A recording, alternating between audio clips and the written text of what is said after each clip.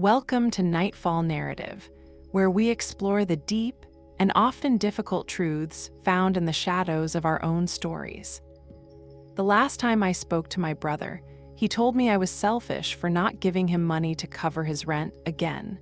He didn't bother with a "how are you?" or even mention our mom's recent health scare, which I'd been handling alone for 2 weeks. It was just a demand, thinly disguised as a casual request from a number that only ever called when it needed something. For years, his constant expectation for bailouts and his profound refusal to contribute to our family had been draining me. Not just my bank account, which was bad enough, but my spirit. It's a slow kind of drain, the kind you barely notice day to day until you wake up one morning and you're just hollowed out. A shell of who you used to be, filled with nothing but anxiety and a quiet, simmering rage. Setting that final boundary, saying no and actually meaning it for the first time in 20 years, was the hardest thing I've ever done. The fallout was immediate and brutal, but it was the only way to save myself. It took hitting rock bottom to realize I was drowning trying to keep him afloat, and he didn't even have the decency to pretend he wasn't the one holding my head underwater. This isn't a story about hating my brother. It's a story about how I chose to save my own life.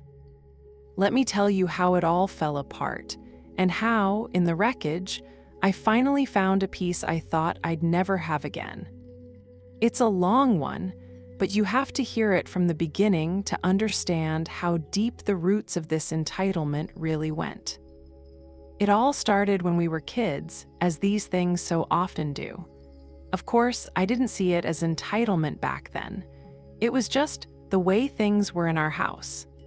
My brother, Daniel, is 2 years younger than me, but from the second he could walk and talk, he seemed to operate under a completely different set of rules. Looking back, I don't think my parents were being malicious.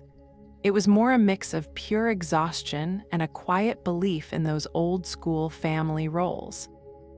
I was the older sibling, the girl, the responsible one. He was the baby, the boy, the one who was just supposed to have things a little easier. I remember when I was about 10, I saved up my allowance for months to buy a portable cassette player. It was bright yellow, and it was my most prized possession. I had exactly 3 tapes, a movie soundtrack, a pop album I'd begged for, and a mixtape from my best friend. I kept it on my desk, pristine. Daniel, who was 8, was always asking to borrow it. The first few times I said yes, but it always came back with dead batteries or scuff marks from being dropped. One day, I said no. I was right in the middle of my favorite song. He threw a full-blown, screaming tantrum until my mom came into the room. Without even asking what happened, she just looked at me and said, "Just let him use it. Don't be so selfish. He's your brother." I tried to explain that he was careless, that I'd bought it with my own money. Her response became the soundtrack to my childhood. "It's just a thing. Family is more important than things." So I handed it over. An hour later, I found it in the backyard, cracked, with the tape spooled out in the dirt after he'd tried to take it on the swing set. When I showed my mom, she just sighed, gave Daniel a half-hearted "you need to be more careful," and told me, "Well, these things happen." He never said sorry. He never offered to replace it. The next day, he asked if he could use my bike. It was never really about the cassette player. It was about the expectation that was being cemented in our family. His wants were more important than my ownership. His feelings were more valid than my hard work. My role was to give, his was to take. This played out in 1,000 little ways. I had to get straight A's and manage a long list of chores, while his B's and C's were met with, "At least he's passing." His only chore was taking out the trash, which he'd forget to do 90% of the time, leaving me to scramble and do it before Dad got home so no one would get yelled at. My parents weren't cruel. They were just flawed and doing their best. My dad worked a physically demanding job and came home exhausted, with zero patience for what he called petty squabbles. My mom was a classic peacemaker who thought avoiding conflict was the same as creating harmony. Her main goal was a quiet house. If giving in to Daniel got her that, then that was the path she took. They accidentally created a system where one kid learned that someone else would always shoulder his responsibilities, and the other kid learned that her boundaries were inconvenient. I learned to be self-sufficient because I had to be. He learned that he was owed a life of soft landings and by-laid-out mistakes, a lesson that would have devastating consequences in adulthood. Things really started to escalate when we left home. Those little cracks from our childhood turned into canyons under the pressure of the real world. I went to a local college, working 2 part-time jobs to pay for it all, and lived in a tiny apartment with 2 roommates. I was busy and I was broke, but damn, I was proud of the life I was building, brick by painful brick. Daniel took a different path. He enrolled at a university a few states away, financed by student loans and what little savings our parents had. The first call came about 3 months into his first semester. "Hey," he said, his voice way too casual. "I'm in a bit of a jam, miscalculated textbook costs. Can you spot me like $200? I'll pay you back next week when my loan comes in." I didn't even think twice. Of course, he's my brother. He's in a jam. That's what family does. I looked at my own pathetic bank account, did some quick math on how I'd survive on ramen for a week, and sent him the money. Next week came and went. Then the next month, when I gently brought it up, he scoffed. "Oh, yeah, sorry, things have been crazy. You know how it is. I'll get it to you soon, promise." The money never showed up, but 3 months later, another call did. This time, it was $500 for a spring break trip he thought he could afford. That familiar ache of obligation hit me right in the gut. Then my parents called. "Can you help your brother? He's so stressed about this. We're worried." The message was crystal clear. I was the responsible one. It was my job to fix it. So I did. I dipped into the tiny emergency fund I'd started for new tires. Again, he promised to pay me back. And again, the promise vanished. This became the new normal. Over the next few years, the requests got more frequent and more audacious. Rent money because his roommate bylaid. A car repair bill from a pothole. Credit card debt from unexpected expenses that, according to his social media, looked a lot like concert tickets and fancy dinners. Each time, it was framed as a one-off crisis. But a crisis every other month isn't a crisis, it's a lifestyle. I started trying to say no, but I was terrible at it. I'd never had any practice. The first time I tried, he'd asked for $1,000 for a security deposit after getting evicted. I took a deep breath and said, "Daniel, I can't. I just don't have it right now." The line went dead silent. Then his voice, dripping with accusation, "Wow, okay, I see how it is. You get a little success and you forget where you came from. You forget about your family." It was pure gaslighting. His voice started to rise. "I'm your asterisk brother asterisk, and I'm about to be homeless and you can't help. What does that make you?" He hung up on me. An hour later, my phone rang. It was my mom. "I just spoke to Daniel," she said, her voice trembling. "He's so upset. He said you fought. You know how sensitive he is. Are you sure you can't help him just this once? He promised he'll get a second job." I swear I could feel the guilt land on my chest like a physical weight. I felt like a monster. Was I being selfish? Was I abandoning my family? He knew exactly which buttons to push, and he'd turned our mother into his unwitting accomplice. I caved. I put the money on a credit card, knowing the interest would kill me for months, and sent it. He was grateful for about 5 minutes. The second job never happened.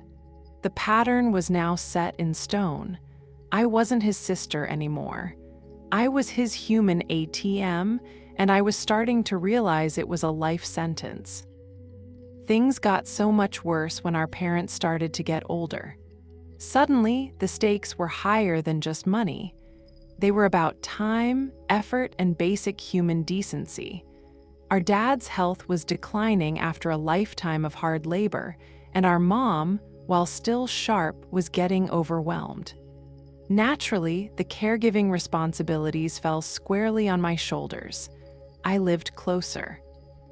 I had the more flexible job, a total fiction Daniel loved to repeat, as if my freelance career didn't demand endless hours and discipline. The truth is, I was the one who was willing. My life became a nightmare of juggling my own deadlines with my parents' doctor's appointments, prescription refills, grocery runs, and bills. It was a second full-time job, an unpaid, invisible one that was grinding me into dust. You read studies about how unpaid family caregivers face huge risks, financial, mental, even losing their homes, and I was living proof of that research every single day. I was burning out fast. And where was Daniel in all of this? A ghost. He lived a 3-hour drive away, but you'd think it was a transatlantic flight. When I'd call and beg him to come for a weekend, just to give me one day off, the excuses were endless. I'm swamped with work. My car is making a weird noise. It's my friend's birthday, I just can't miss it. He was always too busy for the hard parts of being a family. But he was never too busy to have an opinion, especially about money. The entitlement that used to just be aimed at my bank account now includes our parents' assets. He'd refuse to help me fix a leaky faucet in their bathroom on a Tuesday, but on Friday, he'd call our dad to ask about his will. He'd be totally MIA during a week-long health scare with Mom, not even calling to check in, but would then phone me to ask if I thought Dad was being smart with his retirement savings. The audacity was breathtaking. He felt entitled to the fruits of our family's labor without ever doing any of the work. He wanted a seat at the table, but never helped cook the meal or wash the dishes. I tried everything. I was so desperate for him to change, for us to be a team, I called a family meeting. I drove to a city and sat him down in a coffee shop with a calendar and a list. "Daniel," I pleaded, "I'm drowning, I need you. Can you just commit to one weekend a month? I'll even pay for your gas." He looked at my schedule, nodded thoughtfully, and said all the right things. "You're right, I haven't been pulling my weight. I'll do better, I promise." I left that coffee shop with a tiny sliver of hope. It was a fool's hope. The first weekend he was supposed to come, he canceled last minute. "Something came up," the text said. The second time, he just didn't show. When I called, he claimed he forgot. His promises were just another tool, a way to shut me up long enough for me to get off his back. It was around then, as I was juggling another one of Mom's appointments while trying to hit a critical work deadline, that a wave of exhaustion hit me so hard I had to sit down on my own kitchen floor. I was just depleted. My savings were gone, my career was on life support, and my own health was fraying. I wasn't sleeping. I had constant anxiety. I was a ghost in my own life. Sitting there on the cold floor, I realized something terrifying. I was setting myself on fire to keep him warm, and he wasn't even grateful for the heat. If any of this is starting to sound familiar to you, if you've ever felt like you're pulling all the weight, please drop a "me too" in the comments. You're not alone. Stories like this are why Nightfall Narrative exists, to show you that you aren't alone in these struggles. Now, let's get back to how it all finally came to a head. The end didn't come with a big, loud explosion. It was more like a quiet, devastating collapse. It was a Tuesday. Mom was in the hospital with a severe case of pneumonia. For 3 days, I basically lived there, sleeping in one of those awful vinyl armchairs, surviving on vending machine coffee. I talked to doctors, updated relatives, and held my mom's hand, all while trying to keep my own panic from swallowing me whole. On the 3rd day, I called Daniel. I didn't ask for money. I didn't ask him to take over. I just asked him to come. "Daniel, Mom is asking for you," I said, my voice raw with exhaustion. "The doctors say she can't be stressed. It would mean everything to her to see you. Can you please just drive down, just for a day?" There was a pause. I could hear a TV in the background. "Man, I don't know," he said, letting out a dramatic sigh like I'd asked him to donate a kidney. "I'm in the middle of a huge project at work. My boss would kill me, and my car is acting up again." The same flimsy, insulting excuses he'd been using for years. My own voice started to crack. "Daniel, she's our mother. She's sick, and she's scared, and she is asking for ****. Look, just tell her I love her, and I'll try to get there this weekend if I can," he said, completely dismissive. "You've got it handled. Let me know if anything changes." And he hung up. I stood in that fluorescent hospital hallway with the phone still at my ear, and I felt something inside me just snap. It was a cold, clean break. All the desperation, the hope that he'd finally be a brother, it all just vanished. In its place was this quiet, chilling clarity. He was never going to show up. Not for me, and not even for our mom. His own comfort would always, always come first. I went back into the room and told my mom that Daniel sent all his love and was stuck in a critical meeting. The lie tasted like ash. The next day, Mom was a little better. I was in the hospital cafeteria trying to force down some toast when my phone buzzed. It was a text from Daniel. My heart jumped, thinking maybe he's on his way ***. I opened it. It was a link to a real estate listing for a ridiculously expensive condo. The text underneath read, "Found my dream place. The only problem is that the down payment is insane. Any chance you could front me $15,000? I'll pay you back when my bonus comes through. Would be a total game changer." I stared at the screen, at the glossy photos of a kitchen he'd never cook in and a balcony he'd post on Instagram. I looked at the number he was asking for, and I started to laugh. Not a happy laugh. It was this hollow, broken sound that made a nurse at the next table look over. Sheer, unmitigated gall of it. Our mother was lying in a hospital bed 100 feet away, and he couldn't be bothered to drive 3 hours to see her, but he had the nerve to ask me for $15,000. He wasn't just a taker, he was a black hole, an emotional and financial void. He wasn't just disconnected from reality, he was living in a different universe where he was the star and the rest of us were just there to bankroll his life. That was it, that was the last straw. The realization hit me like a tectonic shift. This couldn't be fixed. He couldn't be changed. This relationship was literally costing me my life, my money, my time, my health. And I knew, with a certainty that was both terrifying and liberating, that it had to end. I knew what I had to do. Actually doing it was a different story. For 2 days, I didn't answer his text. I just focused on my mom, who, thank God, was getting stronger. The silence finally got to him, and another text came through. "Did you see my message?"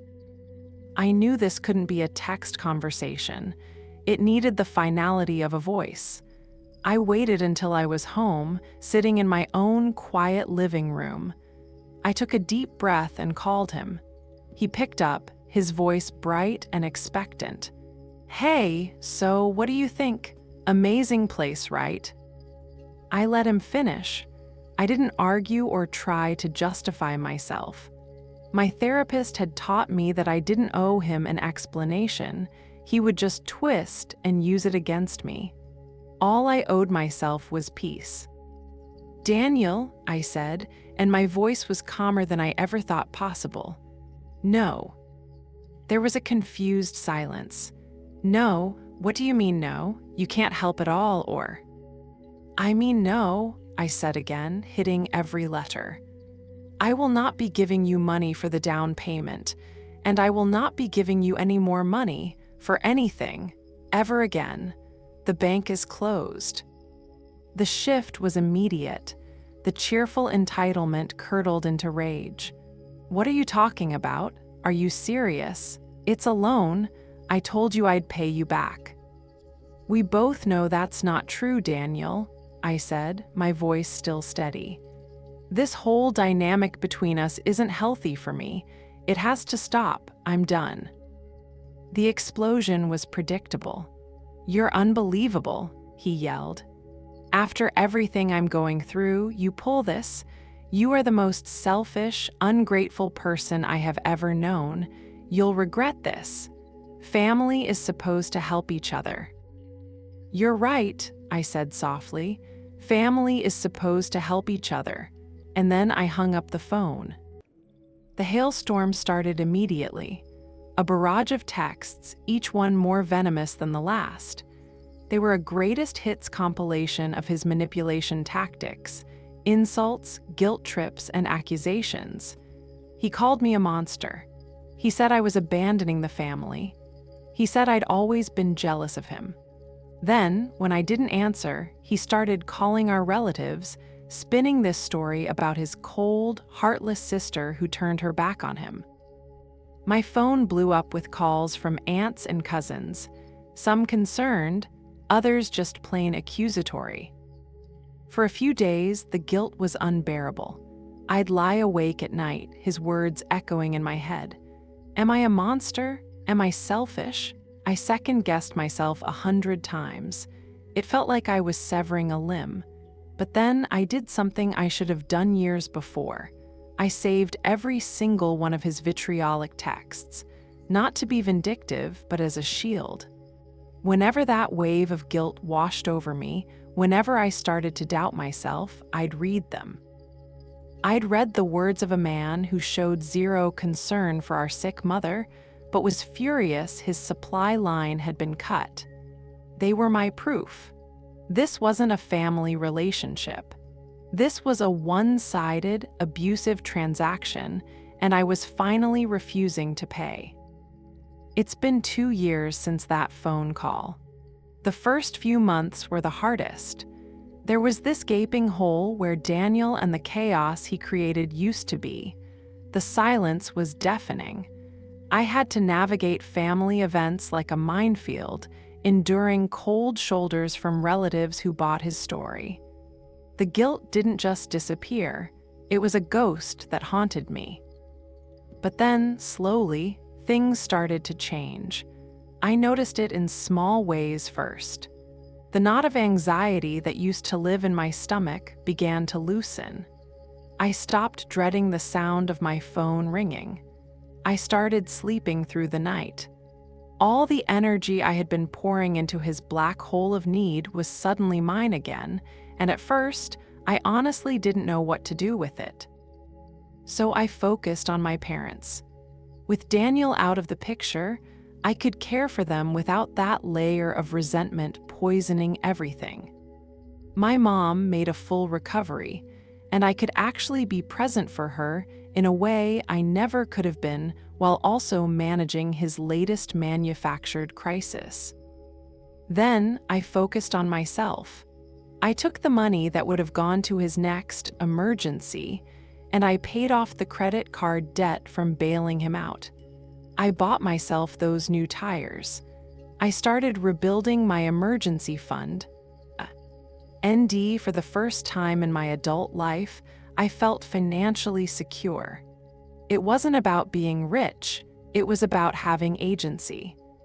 It was about knowing that the money I earned was mine, for my future, my life, my peace of mind.